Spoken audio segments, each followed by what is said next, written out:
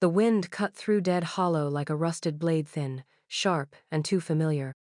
It swept down from the northern ridge and curled through the alleys between sagging buildings, lifting dust and bitter gossip alike.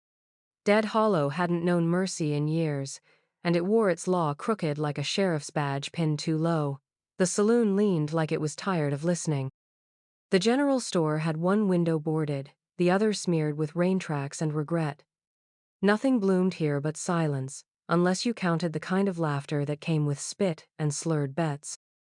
Thomas Beckett rode in quiet, reins loose between gloved fingers.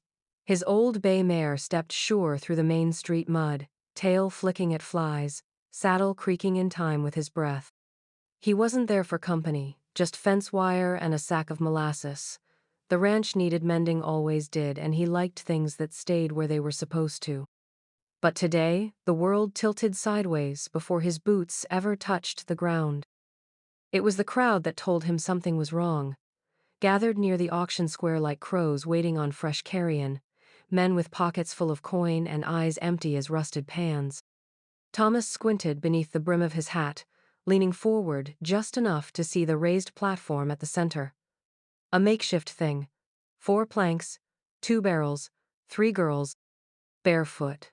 Dresses thin and muddied, shoulders hunched but not broken, not yet.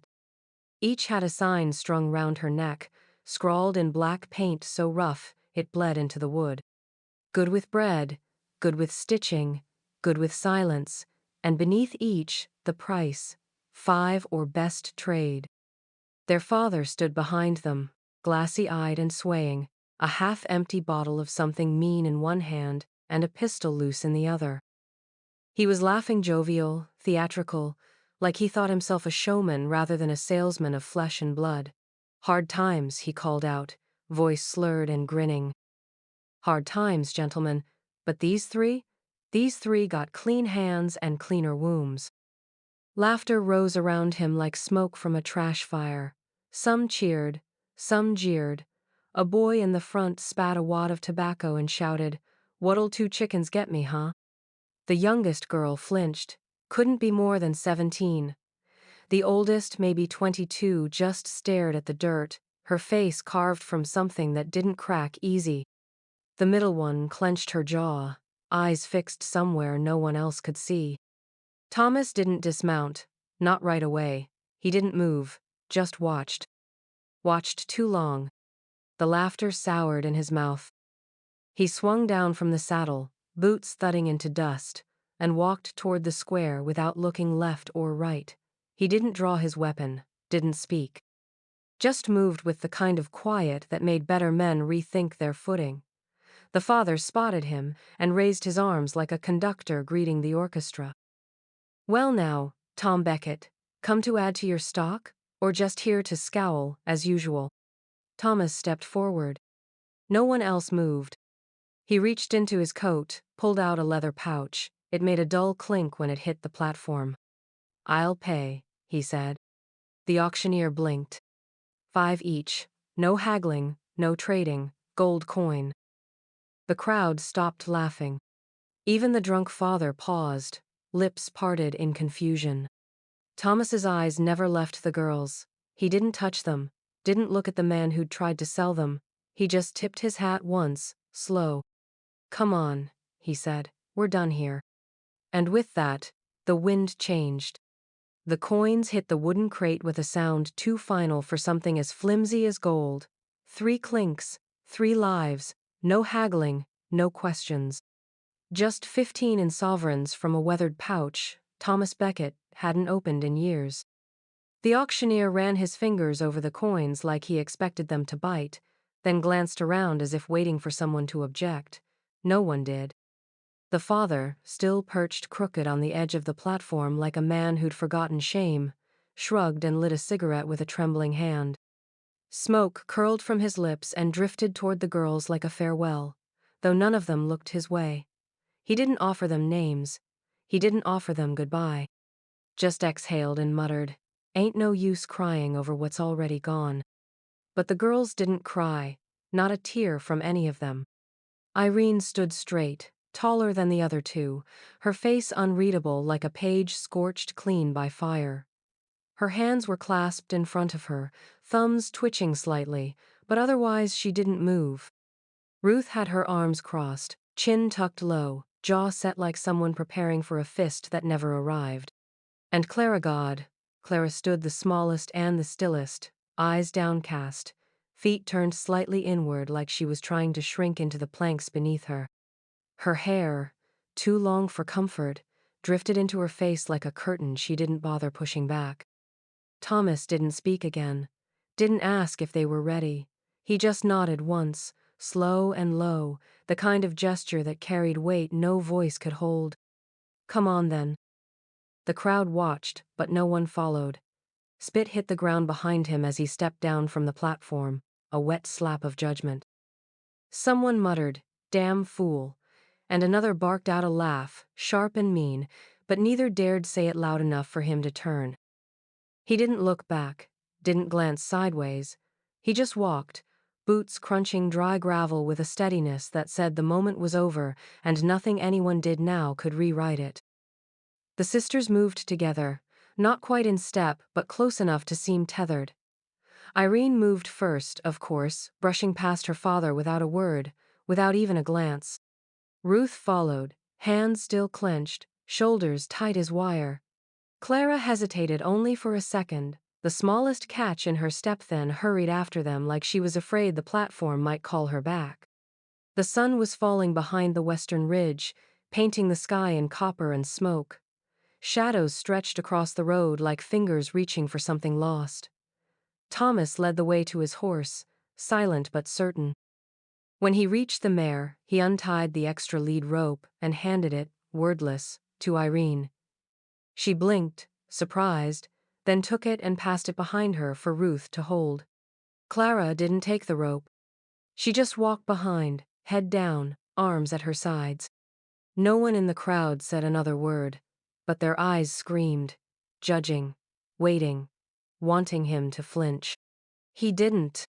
They walked out of Dead Hollow like ghosts climbing out of a graveyard, slow, unspeaking, and bound by something more unshakable than chains. The ride back to the Beckett Ranch was long and wordless, the kind of silence that didn't ask to be broken. The sun dropped lower behind the hills, bleeding red into the sky, and the shadows of 4 figures stretched long across the dirt trail. Thomas rode ahead, not fast, not slow, just steady. The sisters followed on foot. Irene held the lead rope with a grip that never loosened. Ruth kept her eyes sharp to every tree line, and Clara dragged her feet like the earth was trying to hold her in place. By the time the outline of the ranch came into view, its sloped roof barn, its leaning fence, its squat little house with smoke curling from the chimney, the prairie had gone still. The horses in the corral didn't lift their heads. The wind had stopped whispering. And the Beckett home, weathered and quiet, looked more like a memory than a place people still lived in. Thomas dismounted and opened the gate without saying a word. He led the mare to the barn, tied her off, and returned with a bucket of well water, a loaf of yesterday's bread, and a tin kettle that still steamed faintly from the stove inside. He set them on the porch table, then opened the front door and stood aside. It was dark in there, save for the firelight flickering low in the hearth. The air smelled of wood smoke and old pine. No lace curtains, no polished floor. Just a home that had stood through storms and quiet grief. "You'll sleep inside," Thomas said finally, his voice rough with road dust. "Fire's warm, roof don't leak, bread's hard but it'll fill you, water's clean." The girls didn't move. "I didn't buy you," he added, slower this time. "Just didn't want the devil getting the last word." He turned then, without waiting for response, and disappeared into the barn. Left the door open behind him. Left the food on the table. Left the warmth in the room like a question they had to answer on their own. It took nearly 10 minutes before Irene stepped inside. Her eyes scanned every corner of the small living room: fireplace, table, 2 chairs, shelf of books coated in dust, quilt folded on the cot. She walked slow, like each step needed permission. Ruth came next, dragging her pack, expression blank, and shoulders high like she was ready to bolt at the crack of a floorboard. Clara paused on the threshold. Then she stepped through and closed the door behind her. They didn't eat much, just enough to stop the aching. They didn't talk, just chewed and drank and watched the fire like it might turn hostile. When the food was gone, Irene spread the quilt on the floor and laid down with her coat still buttoned. Ruth dragged a wooden chair against the front door, then pushed the small table on top of it, stacking a tin pan at the edge like an alarm. Clara found a short carving knife in the kitchen drawer and sat cross-legged in the corner, whittling the end of a wooden spoon into a sharp point. The fire hissed and cracked. Outside, coyotes yipped far off. Inside, 3 girls sat like sentries in a stranger's home, not yet trusting the roof, the warmth, or the man who said he didn't own them. None of them slept well. And none of them said a word until the morning light slid soft and cold through the cracks in the window pane. The wind had shifted by the time the Beckett sons rode indrier, sharper, like it knew change was circling the house and didn't want to miss the first crack. It was late afternoon when the sound of hooves broke the hush of the yard. Irene was chopping kindling by the porch. Ruth was bent low by the chicken coop, hammer in hand. Clara sat perched in the loft window of the barn, watching everything from a high place like a wary crow. 3 riders. 3 brothers. Thomas didn't meet them at the gate. He stayed seated on the porch with a tin cup of coffee in his hands and a look on his face like a man waiting to see how much storm the roof could handle before it buckled. Elias rode in first, reins loose, back straight, face like carved bark grief and distance layered so thick even time hadn't scratched through. He dismounted without a word and didn't look at the house. Just glanced once at Irene, who didn't stop chopping, and nodded like that was all either of them needed. Caleb followed with a grin that didn't quite reach his eyes. He tipped his hat to Ruth, who stood up slow, hammer still in her grip like she might need to swing it. "Well," he said, "Pa sure knows how to keep things lively." His voice was warm, but wary, like someone used to smoothing over broken glass with charm alone. Micah came last, youngest and quickest to speak, but this time said nothing. He looked at Clara up in the loft window. She didn't blink, neither did he. Then he turned his horse around once in a circle before hopping off with a kind of restless energy that made the chickens scatter. "What's this then?" Caleb asked his father as he stepped onto the porch. Thomas took a slow sip. "Girls from town." "That's a hell of a summary," Micah muttered, brushing dust from his sleeves. "You rescue 'em or buy 'em?" "I paid to end it," Thomas said, "not to own." Elias sat on the porch rail, his eyes not leaving Irene's back. "And they're staying?" "They're deciding," Thomas replied. That was the end of it for the moment. Supper came on slow. Irene boiled beans with salt and onion. Ruth set the platezno two matched. Clara sliced stale bread with the same knife she'd been sleeping beside. The brothers cleaned up without being asked, like muscle memory hadn't forgotten what it meant to eat with others who carried silence in their bones. They sat at the long table, firelight softening the sharp edges of the room. No one offered grace. No one dared say they deserved it. Micah broke the quiet first. "Clara, right?" he asked, eyes flicking to her. She nodded once, but didn't answer. "She don't talk much," Ruth said, "but she hears everything." Caleb chuckled under his breath. "That's more than most men can claim." Elias didn't speak at all, just passed the bread to Irene without looking directly at her. She took it and murmured, "Thank you." It was the first word any of them had spoken to the men all day. Thomas watched the table, not with pride, but with caution, like a man waiting to see if dry wood will catch flamier splinter. No one raised voices. No one stood. But something shifted there under the flicker of lamplight, just enough to notice. 3 strangers, 3 sons, and a father full of old wounds. They didn't know what they were building yet. But for the first time, they all ate without looking over their shoulder. The sun had just begun its lazy slide across the horizon when Thomas laid down his hammer and called them all to the porch. The day's work had left the air smelling of cedar and sweat, and the last light hit the field in gold streaks, throwing long shadows from the fence posts they'd repaired together. Irene had a splinter in her thumb. Ruth had blood on her knuckles. Clara had dirt on her face, and a knife still tucked in her boot. The Beckett sons stood nearby, leaning against rails and walls, uncertain of why their father had gathered them like a preacher with no pulpit. Thomas sat on the top step, elbows on his knees, hat in his hands, and waited until every set of eyes met his. The wind stirred a bit, carrying the scent of earth and old wheat. "'Bout time we stop callin' ghosts what they ain't," he said. No one answered, but something shifted. The air, maybe. The distance between the porch floorboards. Even the silence seemed to lean closer. "You got names," Thomas said, not unkindly. "You can speak 'em if you want. Don't owe nobody, but you ain't what the town said." For a long moment, no one moved. Then Irene stepped forward, wiping her hands on the front of her skirt. She stood tall, voice quiet but firm. "Irene Waters," she said. "I sow, and I shoot." Caleb blinked. Elias nodded once, slow. Ruth stepped up beside her without hesitation, her jaw set like stone, eyes sharp as frost. "Ruth Waters. I don't scare easy." Micah let out a breath that almost sounded like respect. Then Clara. She didn't move forward, just stood where she was, arms crossed, hair falling in her eyes. When she spoke, it was barely more than a breath.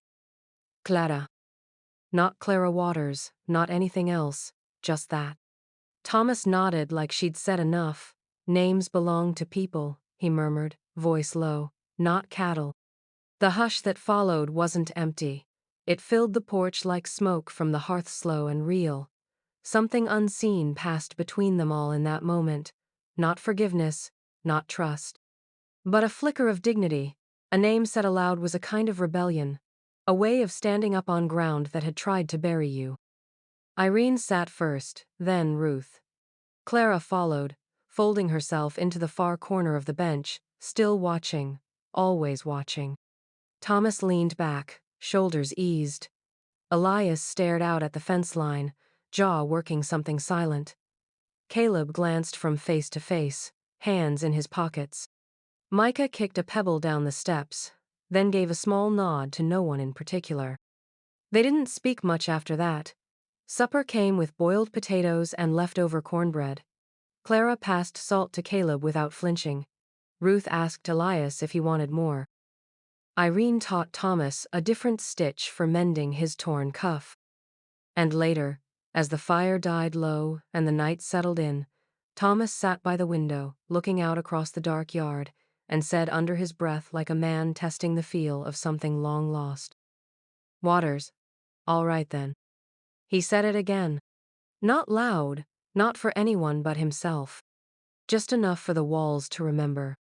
The Beckett house had never been dirty, just old.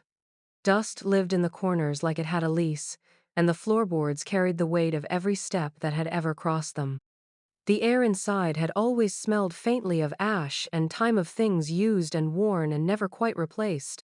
But by the end of that week, something else threaded through the rooms. Ginger, pepper, wood oil, bread still rising in a bowl. The house hadn't changed shape, but the way it breathed had. The sisters didn't ask permission. They didn't wait for instructions. One morning, Irene simply tied her hair back with a strip of cloth and took a brush to the front windows. Ruth cleared the old dishes from the back room and scrubbed the cabinets until the water turned gray. Clara, silent and sharp-eyed, swept dust into a pan with an urgency that made the others glance twice. It wasn't gratitude that moved their hands. It wasn't servitude either. It was the quiet reclaiming of space and need to make something clean that hadn't been chosen for them. In the kitchen, Ruth added ginger to the stew without asking. Caleb paused at the doorway, sniffed, and blinked like someone remembering something warm. She didn't look at him, just stirred slow and steady, steam curling up from the pot like a ghost stretching its arms. Micah came in from the field with his coat torn at the shoulder. He tossed it on the bench, not expecting anything. By evening, it sat folded at the end of his bed, the tear patched with black thread, and a single accidental red stitch at the corner. He picked it up, turned it in his hands, then glanced toward the porch where Ruth was peeling potatoes with a blade that gleamed like warning. He didn't thank her, she didn't expect him to. Out by the barn, Irene worked with Elias on the roof. He passed her nails, she hammered them in with methodical grace. Their words were few, but they moved like they'd done this before, not together, but in the same rhythm, the same understanding of what needed to hold and what needed to bend. At one point, a breeze lifted her braid and he reached out, not to touch, just to still the tarp that threatened to fly. She didn't flinch. He didn't explain. Inside, Clara found Caleb's knife dull, forgotten in the drawer. She wet the edge until it gleamed, then set it on the table beside his chair before walking past him on the way to the barn. He reached for it, thumb testing the blade. "Thanks," he muttered.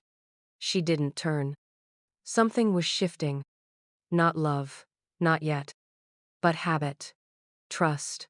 The fragile root of something that could grow if no one stepped on it. Thomas noticed it too, though he said nothing. He saw the porch swept, the chairs moved to the south wall where the sun warmed them in the morning. He heard laughter, Ansa's soft, brief, like a coffin looked up from his ledger in surprise. They were still strangers, all of them. But the house didn't creak with emptiness anymore. It echoed with footfalls and firelight and ginger cooking on the stove.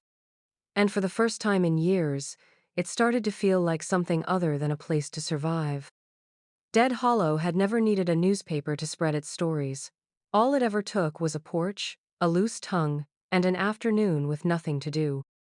And once the wind carried the tale of Thomas Becket and the 3 girls he brought home, it spread like prairie fire under dry brush. No one agreed on the details, but the shape of the story always ended ugly. Old Becket bought himself a harem. One man spat over whiskey at the saloon. Sons too soft to court, so they paid. Another drawled outside the feed store, loud enough for others to hear and pretend they hadn't. The girls had names now, but the town refused to use them. They were still those girls. Still property in every retelling. Still warnings to daughters and jokes among men who'd never worked half as hard to be half as decent. At first, it was only words. Then one morning, Thomas stepped outside and saw IT Pig's blood, thick and dark, splashed across the porch steps like a warning from something that didn't know how to knock. It soaked into the wood, already attracting flies, already drying into rust-red lines that made Clara go pale when she came to fetch water. Thomas didn't say a thing, just brought out a pail and a stiff brush, knelt, and scrubbed until the stain gave up the fight. His knuckles bled where the bristles bit back, but he didn't stop. When he was done, he washed the brush, emptied the bucket, and patched the fence that had gone slack near the goat pen. He said nothing to the girls, nothing to his sons, but from that day on, the shotgun rested just inside the door. 3 days later, Ruth found the word, traitors, carved deep into the barn door. The gouges were rough, angry cut with a blade that didn't care about precision, just punishment. She stood there a long time, fingers grazing the splinters like they were reading her a threat. When Thomas walked by and saw it, he just exhaled slow and went to fetch sandpaper. Elias helped him smooth it out. Ruth watched. "They're scared," Elias muttered, "or they wouldn't come at night." "They're cowards," Thomas replied, "and cowards bite when they feel cornered." From the porch, Irene stitched quietly, eyes scanning the road like a sentry in plain sight. Clara sharpened knives she didn't need to use. Caleb whistled louder when he rode into town, like he dared them to speak now to his face. But the town didn't confront. It festered. Whispers in church pews, glances at the general store, a cold shoulder from the blacksmith who once shared bourbon with Elias. A preacher's sermon bent sideways with talk of unnatural unions and false sanctuary. Thomas kept to his land, kept working, kept watching. Every morning now before sunrise, he walked the ridge. His boots left deliberate prints in the dew-soaked grass. He studied hoof marks, cigarette butts, boot scuffs left too near the property line. He didn't need to be told what was coming. He'd lived long enough to know when peace was borrowed, not earned. And this peathen, quiet, aching, was nearly due. The barn smelled of cedar and sawdust that evening, the air thick with the kind of quiet that doesn't settle, only waits. The lanterns hung low, casting long shadows over the floor where a pile of split kindling still sat from the afternoon's work. Irene stood by the open window, her hands dusted with flour from bread she'd been kneading, watching the sky turn the color of old peaches. Her hair had fallen loose from its braid, and she made no move to fix it. Elias moved with a purpose she hadn't seen before, not in him, not in anyone. He walked in from the house, boots soft against the dirt, carrying something wrapped in cloth. He didn't look at the others, just at her. He set the bundle down on the edge of the work table and peeled back the fabric. Inside was a leather-bound Bible, edges worn, corners frayed, the Beckett name stamped into the cover so faint it looked like a bruise. He opened it slow, fingers pausing at the inside front cover where a name, now faded, had once been written in a mother's hand. Irene, he said. Her name alone carried more weight than a paragraph. She turned from the window and looked at him, steady as ever. I want to give you my name, Elias said, voice low and raw. But not because my father did this, not because anyone expects it. I want it to mean something you chose, too.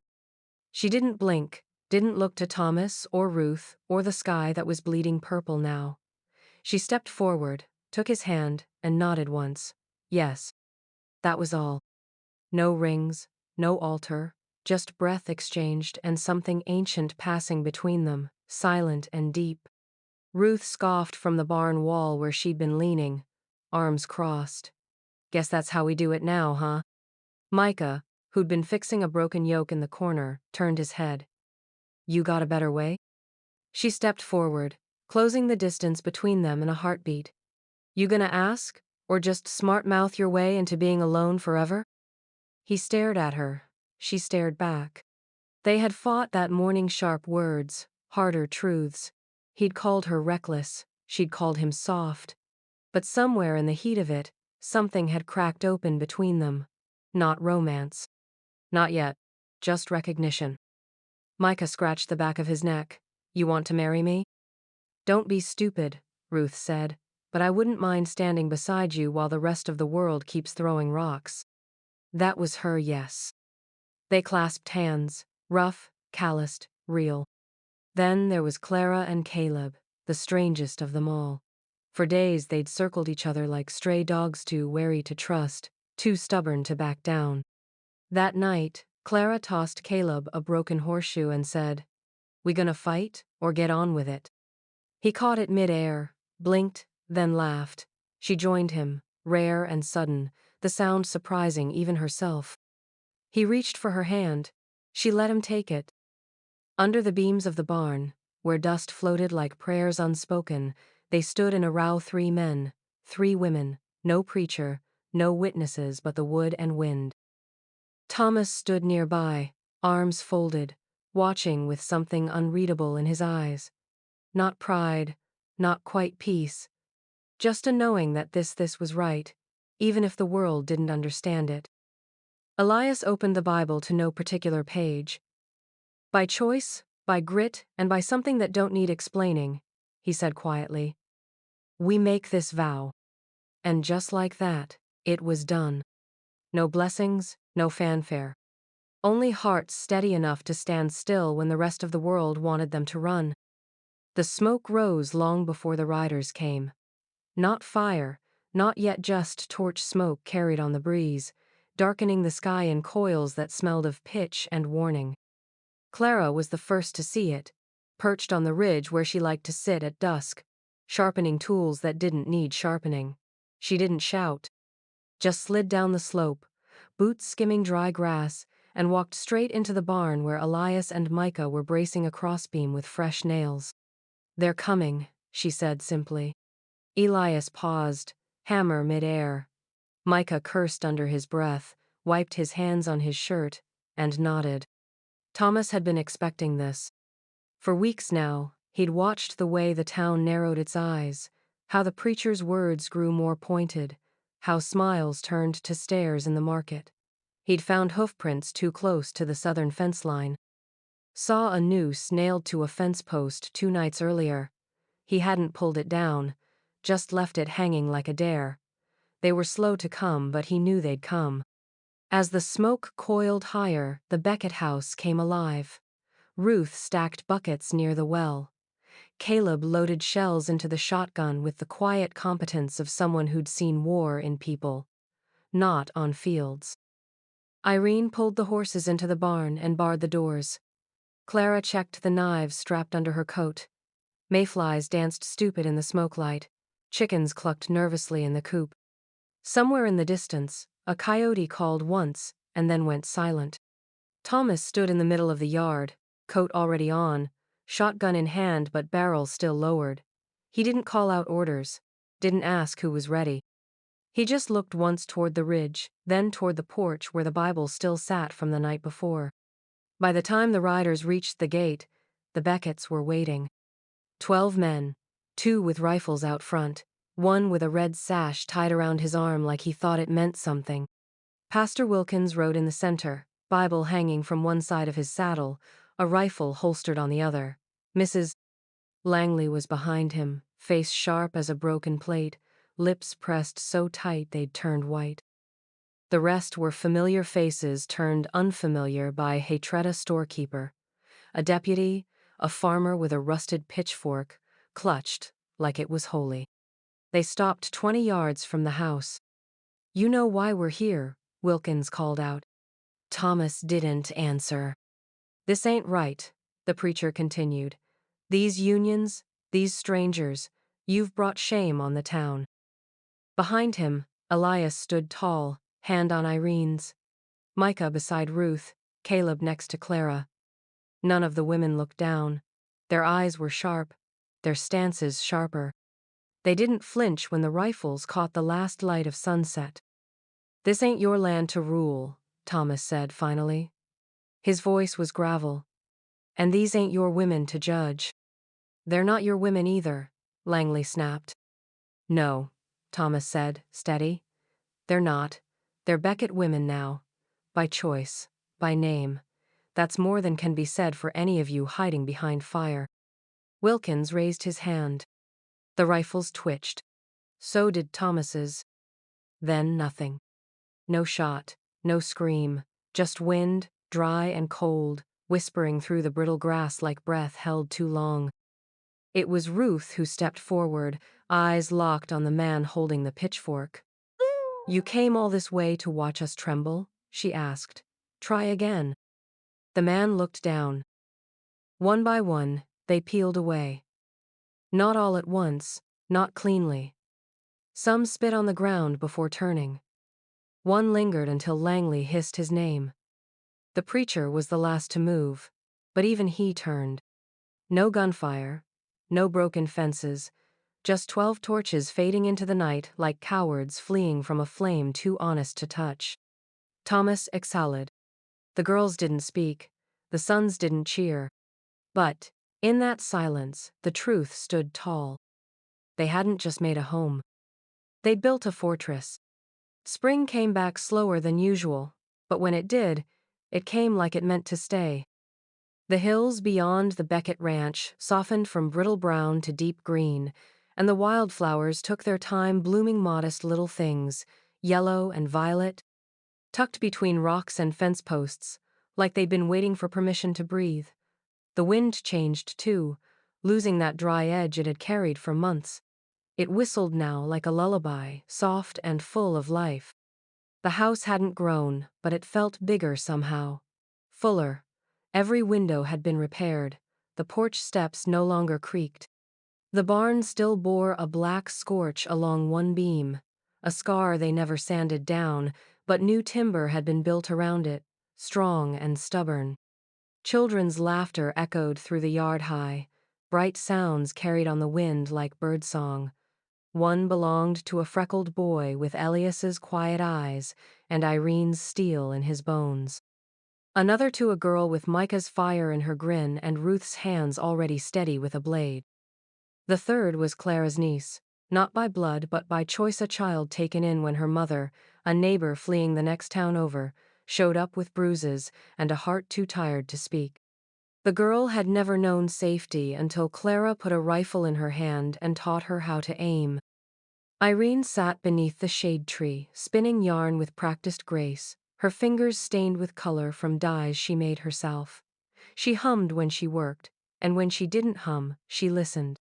Elias was never far, usually with a book in hand, reading slowly aloud while their boy napped in the grass nearby. Ruth could be found at the skinning post near the smokehouse, sleeves rolled up, knife sharp. She talked while she worked, always something wry or wise, often both. Micah watched her like a man still in awe of a fire he knew better than to touch. Their little girl liked to sit on his shoulders, giggling whenever he'd duck through the doorframe like he forgot how tall he was now. Clara walked the fence line with 2 dogs at her heels and the rifle she never put down. When she wasn't walking, she was teaching 2 boys and a girl, all eager to learn how to shoot. She taught them not just how to fire but how to wait, how to breathe, how to know when not to pull the trigger. Caleb called it terrifying, she called it love. Thomas Beckett sat on the porch most mornings, coffee in hand, chair rocking gently beneath him. He didn't say much, never had.